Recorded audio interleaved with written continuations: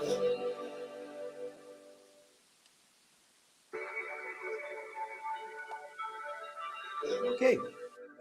Good evening and welcome to the most recent version of Building the Scottish State with myself, Dr. Mark McNaught. Okay. Good evening and welcome to the most recent version of Building the Scottish State with myself, Dr. Mark McNaught.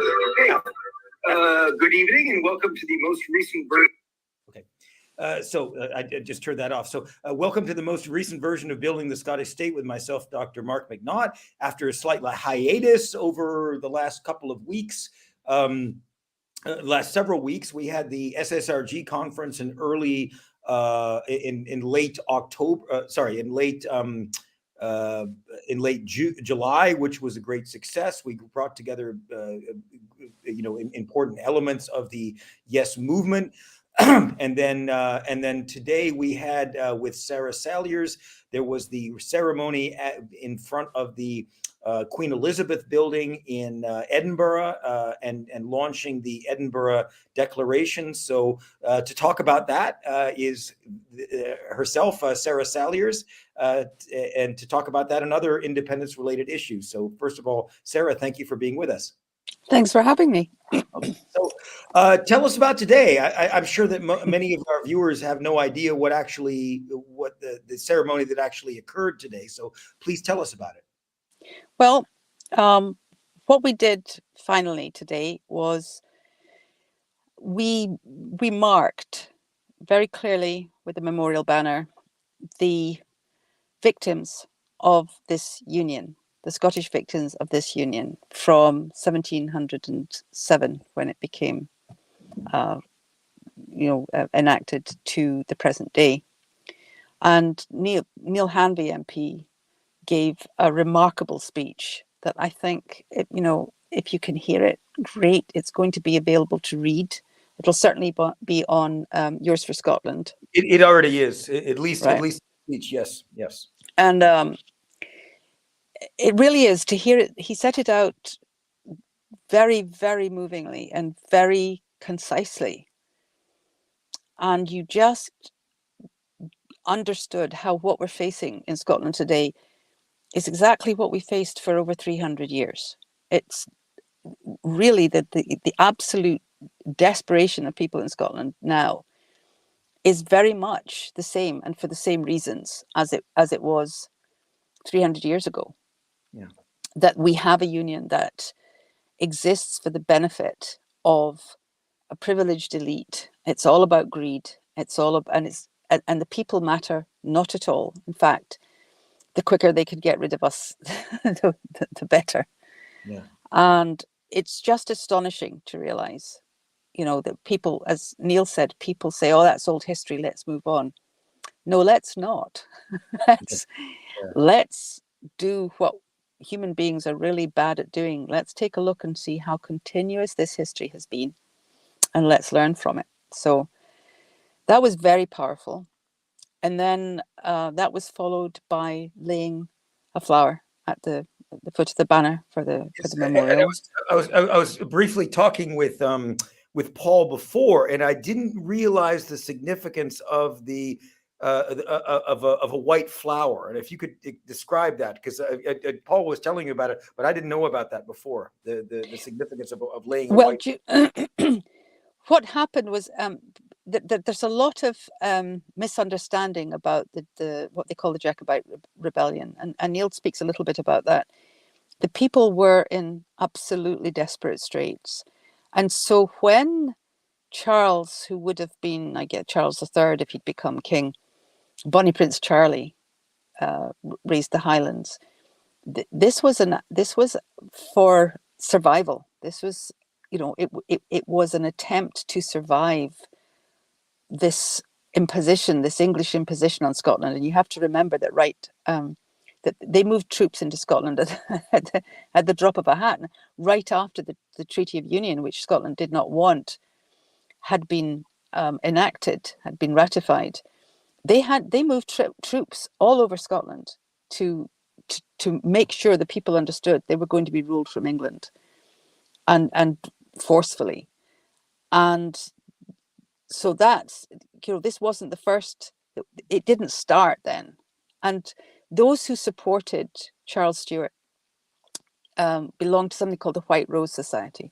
And so the white flower is a reference back. It wasn't roses, because, you know, this isn't a royalist movement, but it's very much about the need to enable the people of Scotland to survive and to get out from under a real colonial oppressor that is killing people. Yeah, to this day. Yeah. Yeah. And I mean, I watched I watched the ceremony on YouTube. What happened? Can you give us a little bit more of a background of what happened? Was there any difficulty? I mean, No. yeah. No, we'd been told to expect difficulty, but we went to considerable lengths to make sure that anybody whom we had been told would turn up in order to try and create an event that the press could feed on, you know, to paint the nationalist movement as fanatics and weirdos and violent and so on, that we would isolate them and we would identify them and we would put their pictures up. And in the end, they didn't turn up. So it was quite funny, because there were about 3 vans full of police barriers and police all over the place for what we told people it was going to be, a memorial event and a notice to quit and an announcement, which is the Edinburgh Proclamation, which would be silent bar for the speeches and the music. And we did exactly what we said we would do. And the Daily Express whipped the police and, you know, everybody up into a frenzy of this, you know, what was going to happen with their usual black clad, vile gnats, you know, all that. Oh, sinister event. Sinister. I forgot. We're thinking of producing badges that say Sinister and Salvo. But, you know, we talked to the police. I invited them to come and join us at the end. They didn't, but, you know, it was a terrific overkill, and the press can take a bow for that. Yeah, good. Okay.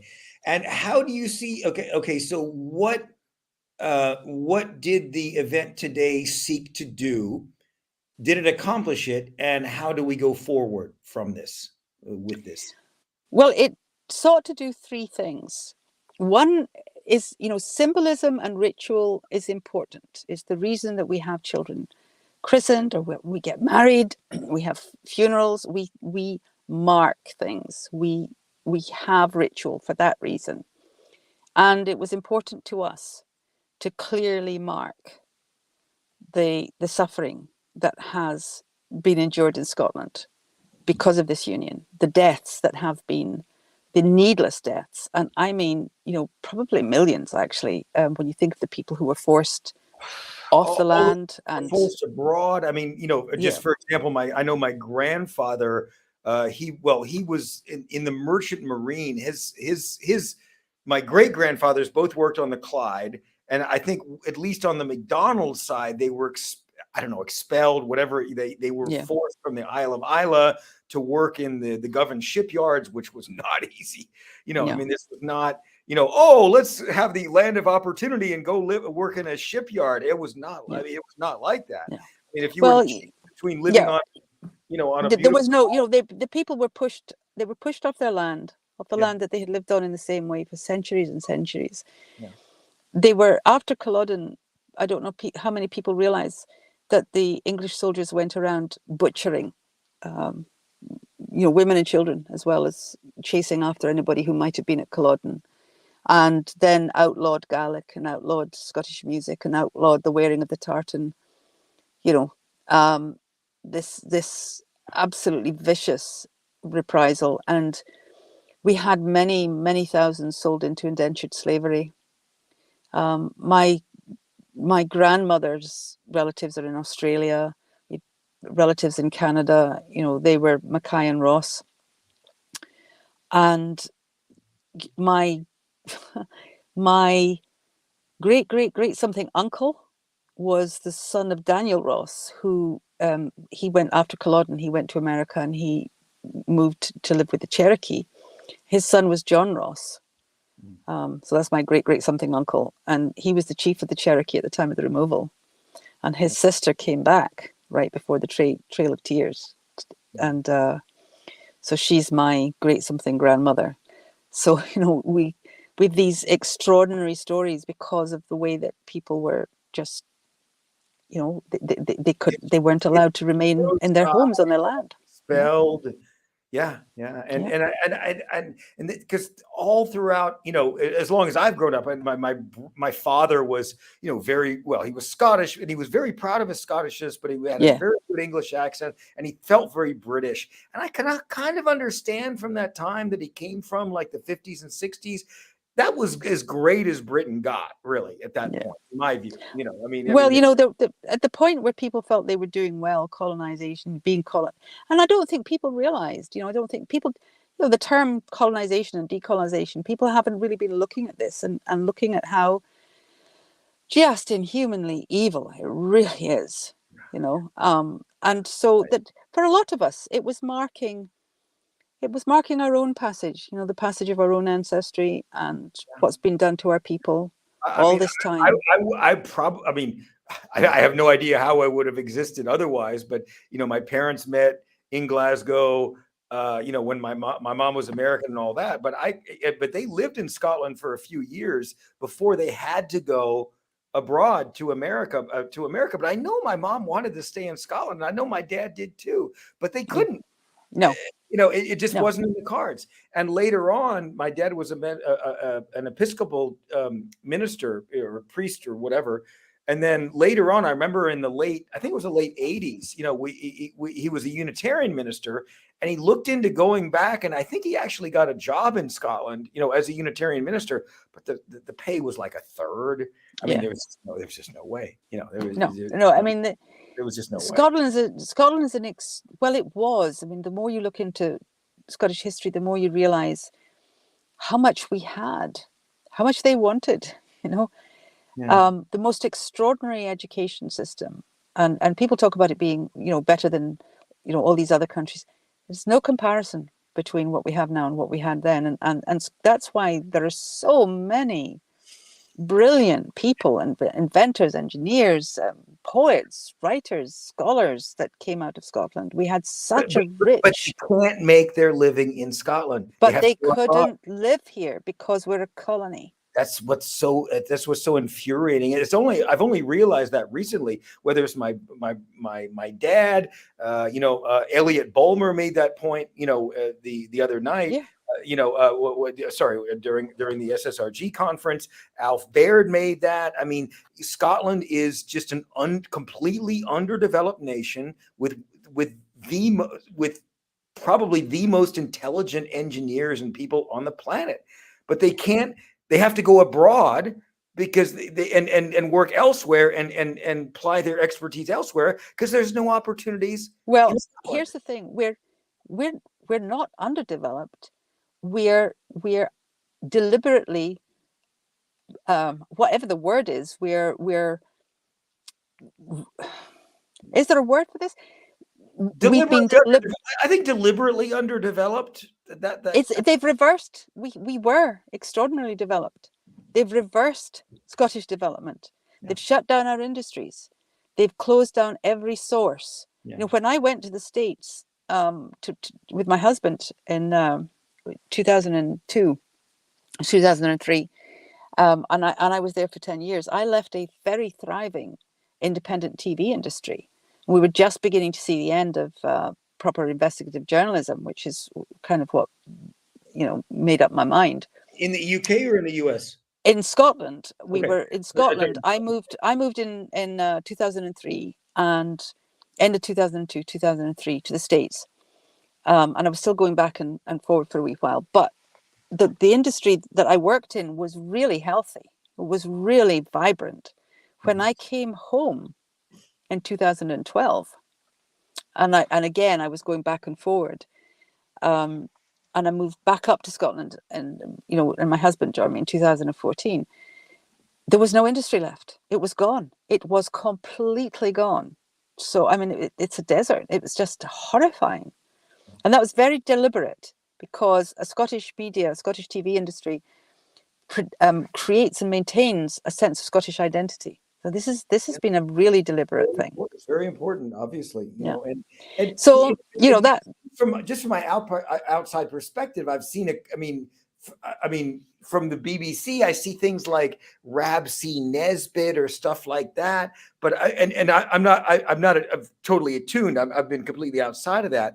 But I just don't see. I just don't see them. The BBC ever portraying Scotland or Scottish people in a really positive, progressive light. It's always these dumb drunkards or these, idiots, and it's just not, what it's, but no, when we make our own programs about ourselves and tell our stories and examine life from a Scottish perspective, the Scottish identity is simply embedded in what we do. It's all the way through it. But it's the programs that are made that portray Scots, for the entertainment of non-Scots are just, I'm sorry, but it's blackface for Scotland. Mm-hmm. It's what it is. So, that was one part, was the symbolism of all of that, and a proper take a minute. This is, really be aware. This is what it has cost us, and this is what it is costing us. And again, I'll just say that if you can read Neil Hanby's speech, I think I would like everybody to read that speech. It was extraordinary. It's on Yours for Scotland, yeah. and I know that. And then I know, let's see, I think that Independence Live has a video with most of the deliberations. Yeah, I think Tweet Street did it. Tweet Street has a full video as well. Yeah. And I have an article I put up yesterday about the wonderful, by the way, Mark. Congratulations. That was absolutely. Yeah, and Neil was talking about that. Neil Hanby was talking about that at the event, just how extraordinarily cogent and to the point and learned and just brilliant that article is. So basically I just said it's just a treaty, any a treaty. I mean, it may have been in 1706, and we get gaslighted all the time. Oh, it wasn't really a treaty. It was superseded by the acts. And so, you Scots, just forget it. Westminster rules, our sovereignty wins every time. Our sovereignty wins every time. Absolutely. Because they're used to being the colonists. They make the rules up. They change them. Exactly. Exactly. They make it up as they go along. Yeah. And it's just which brings me to what the rest of the event was about, because quite neatly, because as you just said, they've been saying that that the treaty was superseded by the acts of ratification. Yeah. I've never in my life heard of a contract where the document signed by the two signatories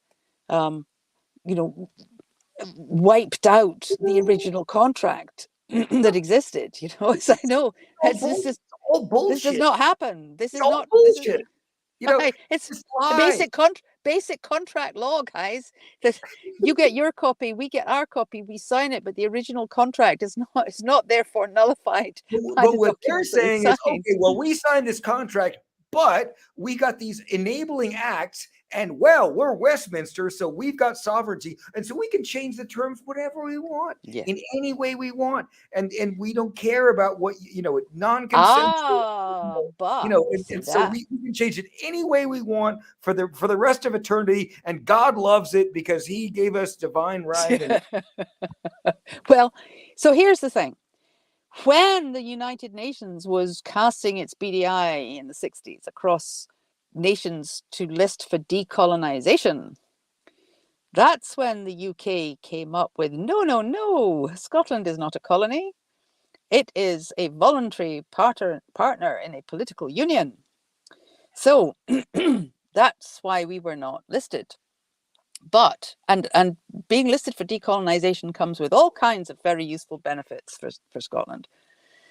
Like, that we can bring up the fact that the Scots people, the nation as a whole, actually already owns the oil, the gas, and the wind energy that is being handled on our benefit, but for our benefit, except we're being impoverished by what we own. Benevolently, of course, benevolently. So benevolently, yeah, except that we're going to die, and people are going to die, and that's not an exaggeration. No, I agree. So that's what they're saying internationally, that the UK is in a voluntary union. But if we are in a voluntary union, then it's governed by an international treaty. Has to be, or it's not a voluntary union.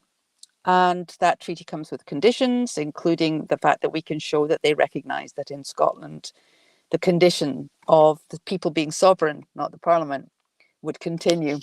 So it's all kinds of things there. Or we're not in a voluntary union, which would mean that, as they say at home, that we're governed by their domestic bill. Their act of ratification, they call the Act of Union, is a domestic English bill. And the question of Scotland's participation or union with the rest of the UK is if that's a domestic matter for the English Parliament, which is now the Westminster Parliament, dominated 5-1 by the English contingency, that makes us a colony. That by law, that makes us a colony. Am I being clear? I'm a wee bit tired, so I hope I'm not being. No, you're fine. I just want to ask you this: how do you explain this fuzz? Because there was a treaty between two countries, Scotland and England, and it was under duress. It was, there were armies lined up on the, all this, trade embargoes, all this stuff going on. The Scots signed, okay, we'll sign this treaty. Then they had the treaty. Then they had the acts which were signed, which were adopted both by the Scottish and the English parliaments, enacting the treaty. But it was still a treaty between two sovereign. Well, look, here's the thing. Let me just finish my question, then I go on. Why are we brainwashed to think that this was other than a treaty between two sovereign countries? Because the history,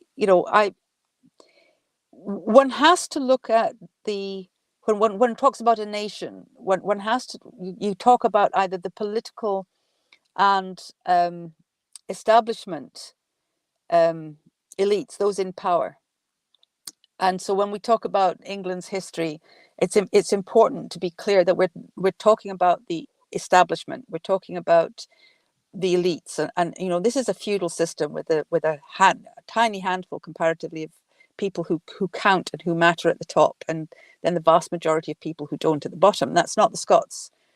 That's not the way Scotland was ever organized, but it's how England was organized. And actually, ordinary Scots have got masses in common with most ordinary English people. So when I talk about England, I'm talking about that elite, that privileged set at the top.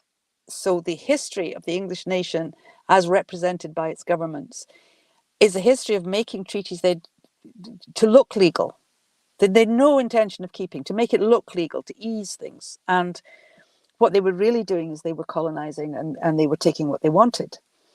Now that, we know fine. I mean, first there was what happened in Scotland post the treaty in 1707. Then there's what happened post Culloden. Then there's the clearances. Then there's the bringing in of English landowners and English establishment, the training up of Scots in English schools and colleges away from, so that they would be assimilated. That's what colonization does. Yeah. It's not that long ago that people that worked on Scottish estates would be rounded up to vote the way that their lords and masters were voting. They'd be taken to vote Tory, and that didn't stop till the 50s. That was still being done. Yeah. And wives would vote with their husbands. We had a full-on Raj in Scotland, colonial establishment in Scotland. And it's only when, so the Home Rule movement in Scotland started in the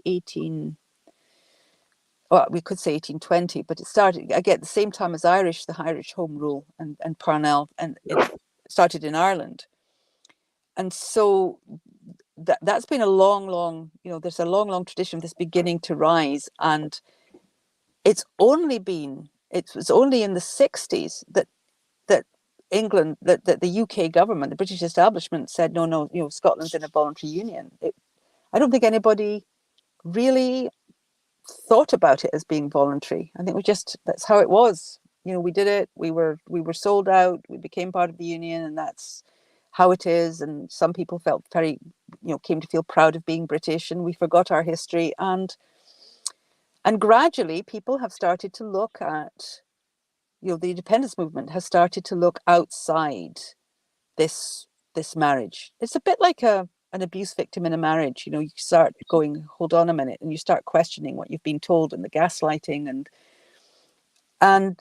now, just as they didn't, the British establishment never expected Scotland to get this majority of MPs that would make independence a real possibility, I think, a reality now.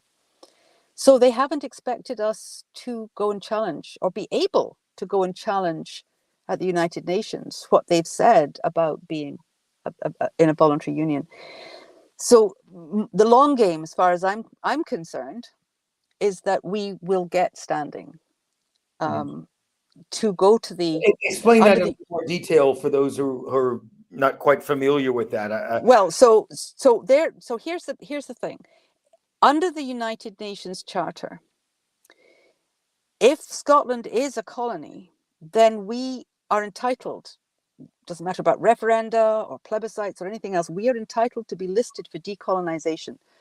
Colonies are not acceptable in the international community under any circumstances. Mm-hmm. Even Malta and the Falklands, which requested to come under British protectorship, are listed for decolonization. Colonization is not acceptable internationally anymore. If we're in a voluntary union, we have the right to be governed by the treaty that created the union. And that comes with conditions, including that our constitution continues.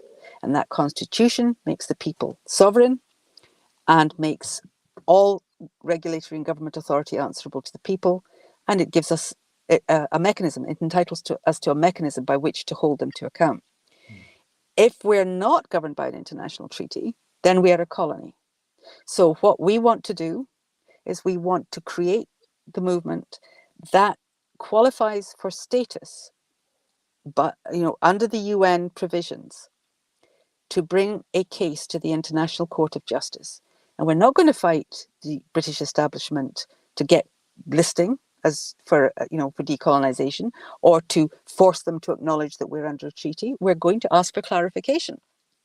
Are we in a voluntary union governed by an international treaty with conditions, or are we a colony governed by the Domestic Act of the English Parliament, passed in 1706? And we will allow the UK government to answer that question. Either way, we have changed the game completely. Because if we have our constitution back, and the international community watching that, and they have to answer one way or the other, we can begin right away in really reclaiming Scotland and our institutions and our assets and our resources, and bringing them under Scottish control according to the provisions of the Scottish Constitution,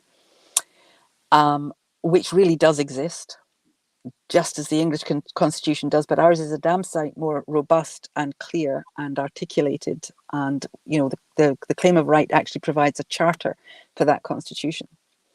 Or they list us for decolonization, and we get all kinds of things that help us reestablish actually pretty much the same thing.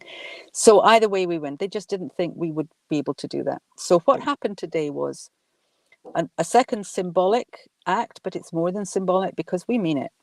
This is notice. We're telling them, was the notice to quit, which was to have been delivered, but to Alistair Jack, and they were such cowards that they came and said, "There's nobody in Elizabeth House who can take this notice. We're not going to receive it." So they'll get it by post. And once that had been read out, then the final thing, which is the most, the most practical and the real solid step, was Neil read the Edinburgh Proclamation. Yeah. And that is a statement. It has a passage in it that And is just taken. that's on the Salvo website, and people should go to salvo.scot and sign it. And sign it. Yeah. We're hoping it will be on every blogger's website. It's certainly on yours for Scotland but as well. Just to be clear, salvo.scot, go there, and what is it on liberation.scot? Well, there is a one of the great gifts we were given was that somebody donated a website that is, it's kind of clunky in many ways because the things you need to put in place to stop it being taken down by those in the state that don't want it there mean that you put all it's kind of top end, you put all that heavy programming in to make sure they can't crash it. And so bear with it, but it's effective. It's you know, for all it, but it's liberation.scot. And what happens is you can go to this site, liberation.scot, and you can read and sign the Edinburgh Declaration. And when you do, you register as sorry, my phone's doing funny things. You automatically register as a member of the Scottish Liberation Movement. And there was as you know, a press release put out by the SSRG explaining what happens after that. So the Liberation Movement is one of two organizations that the United Nations will recognize as having legitimacy, standing to bring a case to the International Court of Justice. And when that has enough signatures, and it has enough members, and it has its own Congress, which is what the SSRG is going to be fostering and supporting, acting as secretariat for, and will be and is now working in the background to come together, and will be bringing in the pub, just as the Convention of the Estates did. This Congress will represent the liberation movement. It also is going to recreate Scotland's Convention of the Estates. That is the body that kept government honest, the body that spoke for the people, and it always had a significant representation by just ordinary people. I wanted to get to that because that was one of the things that Roddy Dunlop pointed out in his critique, you know, for better, for worse. And the idea, and he was saying, well, the idea that you could have the Convention of the Estates, they haven't met for 300 years, blah, blah, blah. How could you possibly have anything like that today? How would you respond to that? Watch us. Okay. All right. Another person was asking about just the name Salvo. What does that mean? Explain a little bit more about, you know, what Salvo means. Right. Well, most people have heard of Willie McRae, who was a naval captain. He was a lawyer. He was an orator. He was a researcher, public speaker, just an amazing, amazing man. And he committed suicide in the 80s and then threw the gun away. And his papers disappeared. But he was researching. For some reason, your audio has degraded. I'm not sure. We can still hear you and understand you. One moment. Let me just try and find the sound here. We can still understand you in any case, but okay. I'm having to charge my phone. I'm in the car because things in. My 5-year-old grandson is having a bucket bath in the room where my computer is, so I'm having to do this. We can understand. Continue. We can understand you in any case. So go. Please. I'm sorry about it. Anyway, so Willie McRae was investigating exactly what and it stopped with his death. What Salvo has been doing, what I've been doing, and others, and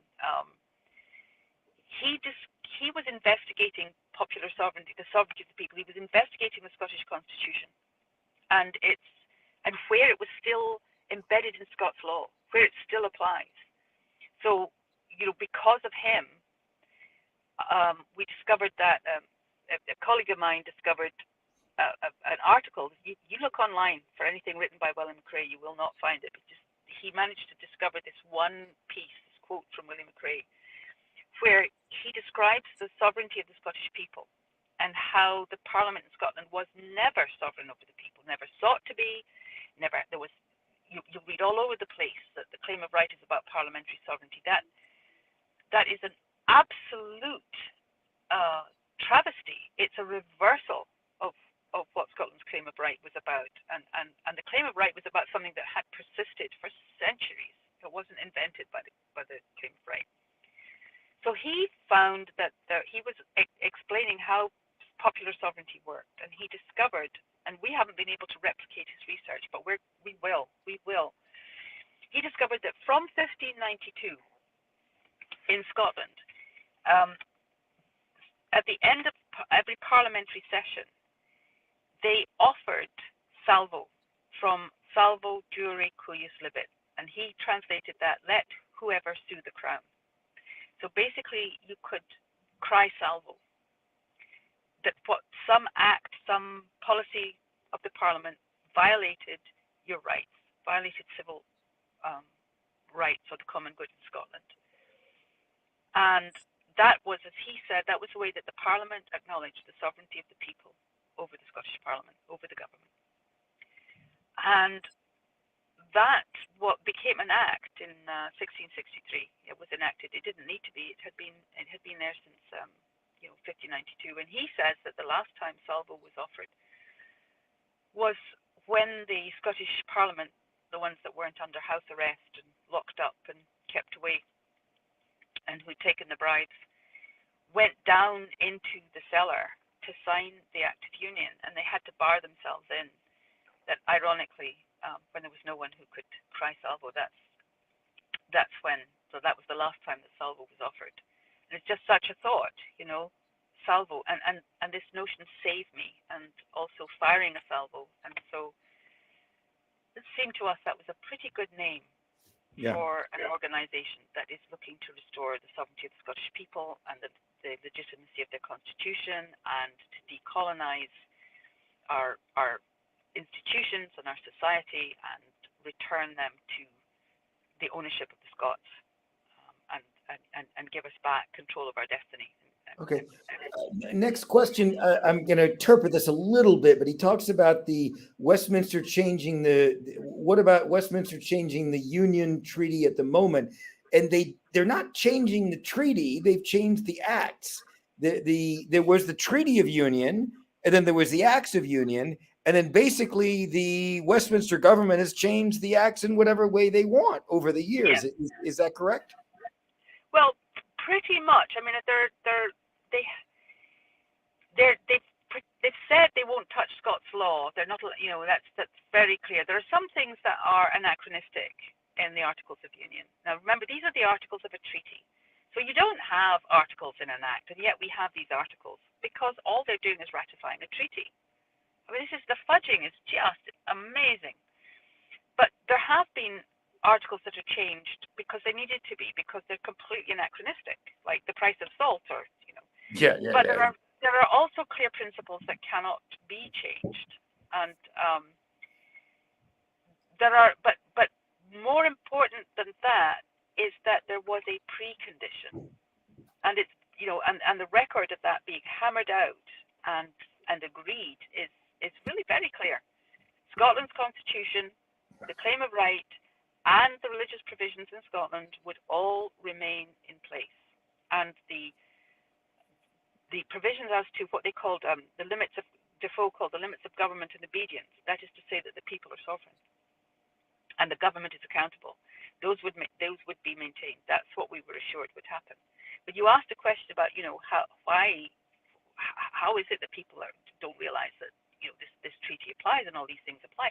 Well, because there was no question that we were anything but a colony. We were going to be treated in the same way as Ireland. We were going to be treated in the same way as India and Africa and all the other British colonies, until they stood to lose Scotland through the decolonization process. And that's so it's only now, and now we're looking at it, and now we'll play them at their own game. Thanks.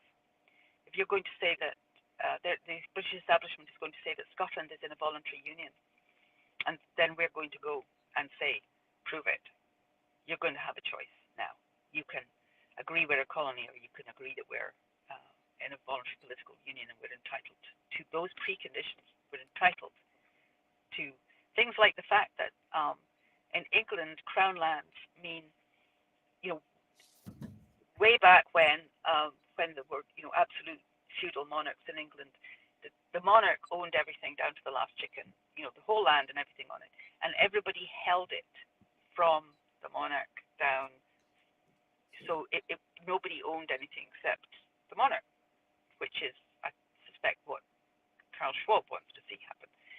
In Scotland, the monarch didn't own anything at all. I mean, he had his own holdings, his own area, but it was held in common by the people. And it turns out, constitutionally, that's still the case.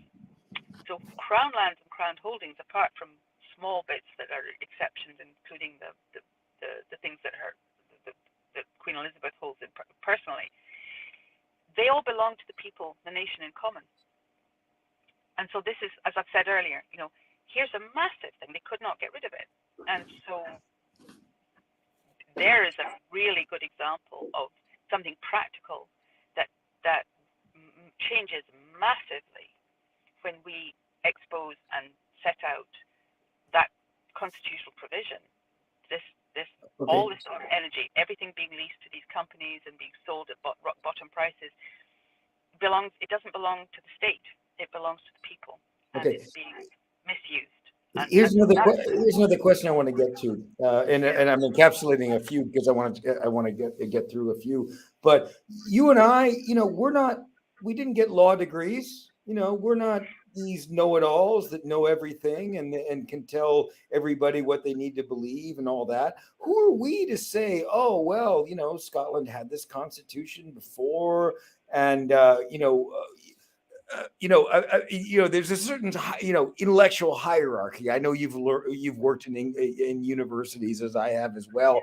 But how do you say, look, we're human beings, and we can say with some authority what we've researched, and this is the case, and Scotland has a constitution, and we should reclaim it.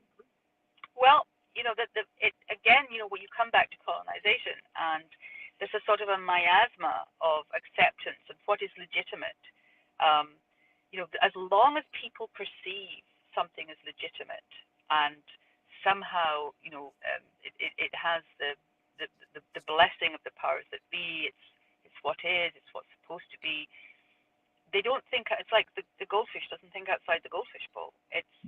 As you begin to see that this legitimacy is fake, it's part of a presentation, a sort of hypnotic, as I said, miasma and it's Alf is the person to, you read Dunhodden, the way that it is spread through eradication of a history. I've never been more astonished in my life than, and I talk to historians who say, I know Scottish history, and I'll say, do you know this? And do you know that's rubbish, and I'll prove it. We've had our history changed, just as all colonies have. We've had a picture presented to us of who we are that isn't true. And I suspect, Mark, that it has something to do with the fact that I spent 10 years in America, and I was heavily involved in Native American communities there, looking at treaty law, looking at what happened to them. Yeah. And suddenly, really, I had this oh my God moment. Oh my God, that's what they did to Scotland. I had never seen it. You can't see the wood for the trees. You're too close. You can't, and you accept what you've been told. And even when you put it right in front of people, it can take a while for them to see it, especially if they've gone through establishment training. Legal. We have as you said in your article, we have a legal training system in Scotland which no lawyer ever. They know there's a Scottish constitution. Lord Cooper mentions the Scottish constitution. They know it exists, but they never, ever, ever study it. They don't know where it is, or what it says, or what it's founded on, or what the statutes are on which it was established, or it's the whole UK. The UK constitutional education prevails. That's it. No. UK Sovereignty, UK sovereignty always wins, hands down. There's no question. It's not UK. It's English constitutional history. Yes. Then it becomes UK constitutional history from 1707 on. But these are important laws. Alex Salmon tells a story about, and I wish I could remember the name of this community. It's a coastal community which they had wanted to expand their jetties, their quays, to probably for fishing.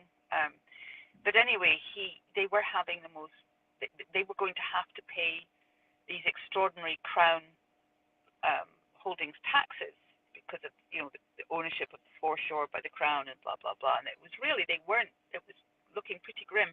He went and did some digging and he found that Charles II had given this town a charter that exempted them from these taxes. This is well before the claim of right. I mean, really, 50 years or more before the claim of right.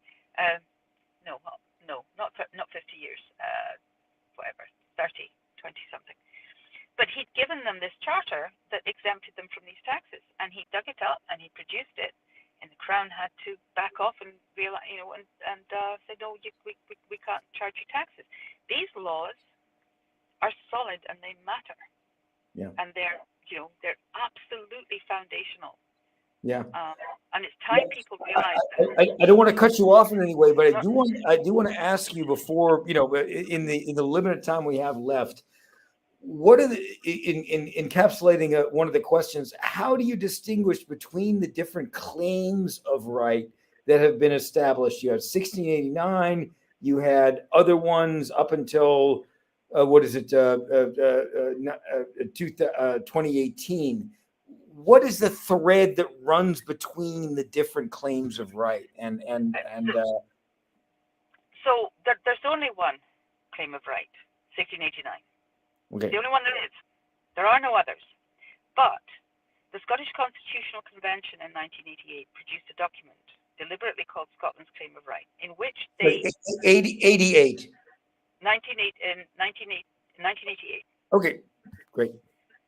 And in that document, they set out what is established under the 1689 Claim of Right, which is that the people of Scotland are sovereign, and that this means that they are entitled to determine the form of government best suited to their needs, not to vote for the kind of government they want in an election, to determine the form of government best suited to their needs, just like the Americans. Any form of government. We don't like this one, we can come up with another one. Now, because the Claim of Right is law, it's a core constitutional document, because it is protected by the treaty, Westminster accepted that principle in 1989 without division. It was repeated by the Scots Parliament, it was repeated in 2018, and there was another vote that this House acknowledges or believes that the people of Scotland are sovereign. Of course, the EU withdrawal bill says that Westminster is sovereign. So, and people have pointed out that the Constitutional Convention that upheld the Claim of Right and said the people are sovereign wasn't legal, but the Claim of Right on which they based it is law. It was, it is, it has never ceased to be law. It is not an ancient, no longer relevant document. It is where all those politicians who quote Scottish sovereignty are getting their legal ground to quote it. Okay. Next question in our remaining time regarding decolonization. Is that a really viable option? I mean, that Scotland can go to the UN and say, look, and I know that we, between us, I know that we're looking to get some kind of high court international judgment on whether Scotland is a colony or a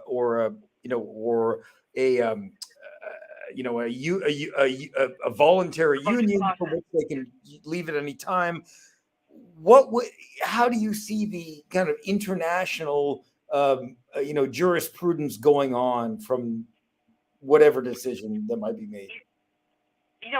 your guess is it will come down to the United Kingdom government to answer the question. Is Scotland in a voluntary union? Yes, then they have their constitution. And that's exciting. That'll be part of the work, which I'm hoping I'll be supporting of the National Congress to establish, because it's not taught, it's not researched, where is the rest of the constitution? Which is what I started to say, for instance, the way that the people actually own these resources. Where else, the common good, where else have we got constitutional provisions we don't even know about that we really have to get back now because it will save lives? And that's a really exciting thing if that happens. On the other hand, I can't say it, but on the other hand, the UK government might say, all right, then they're a colony.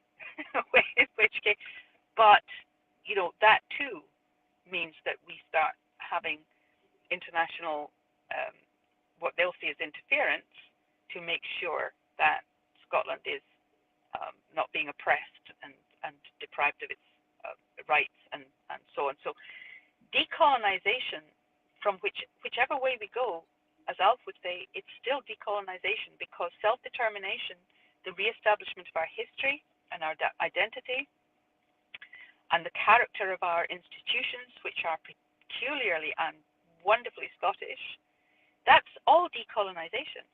And we urgently need that. People urgently need that now. The justice that is, and the equality and the provisions that protect people from hunger and from scarcity and that outlaw profiteering, that these are Scottish constitutional provisions. These things will save lives. They would be so useful right now. Definitely. Anyway, we need to wrap this up, Sarah, but is there anything you'd like to say before we say goodbye to our viewers? Absolutely. It may be, it's a wonderful website. It may be a little frustrating. Check your spam once you've registered, because there's a ping email that goes back and you have to verify. But please sign up for the Scottish Liberation Movement. Sign up the Edinburgh Proclamation. Get everybody So salvo.scot, liberation.scot, liberation.scot is where you will sign. You'll be able to sign it. And so, Yep, you can go directly there and sign it. And just every person who signs, we're one member closer to international recognition, to be able to take this outside of the reach of Westminster or Holyrood, take it to the international community, because as Alex Salmond has said, and others have said, this is not a domestic matter. This is two nations. These are two separate nations. It is a matter of international treaty, and it's a matter of international negotiation. So let's go outside Westminster, and let's do what they didn't think we would ever be able to do: establish standing with the United Nations to be able to force a clarification. We are in a voluntary union. We have our own constitution, or we are a colony, and we can start the process of decolonization. And it can happen faster than people think. Okay. Well, thank you. And there are questions that I didn't get to, that we didn't get to, that I wish we could have, but I really want to thank you, Sarah, for being with us. Please stay on for a bit after the show ends. But thank you for all the viewers for watching, and just go to salvo.scot, go and sign or directly to liberation.scot. Sign it, and we with Salvo, we at the SSRG, which I am the founder, we're going to keep rocking that until it's done. So thank you everybody for watching us, and Mark, thank you. Without the SSRG, this absolutely crucial piece that the Congress wouldn't be happening. So you guys deserve a really big applause. It means a lot to me to hear that, and you guys at Salvo, even though you're very much part of it, are doing an incredible part as well. So thank you very much. Well, thank you. Stick around for a bit. Yeah, sure.